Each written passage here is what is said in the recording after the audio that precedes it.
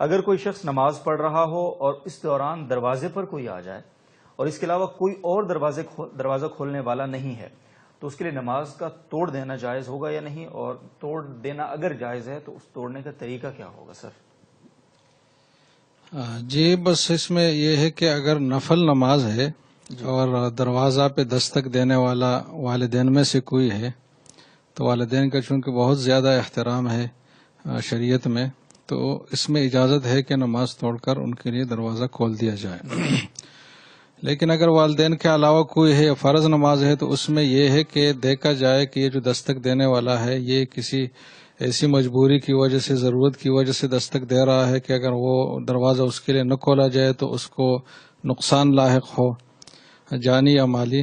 تو پھر بھی جائز ہے کہ نماز توڑ کر اس کے لیے دروازہ کھول دیا جائے۔ لیکن اگر کوئی ایسی بات نہ ہو، معمول کے مطابق کوئی گھر میں آئے، دروازہ بند ہے، کٹکھٹا ہے، یہ صرف دروازے کی بات نہیں، یہ فون آنے کے حوالے سے بھی سوال کیا جا سکتا ہے اچھا کہ فون کی گھنٹی بج رہی ہے تو نماز اس کے لیے توڑنا جائز ہے نہیں ہے، تو اس میں بھی تفصیل ہے۔ تو اگر کسی کے جان یا مال کے ساتھ خطرہ لاحق ہونے کا قوی خدشہ ہے پھر تو جائز ہے، لیکن اگر ایسی کوئی بات نہیں ہے تو پھر نماز پوری کی جائے اور اس کے بعد پھر دروازہ کھول دیا جائے۔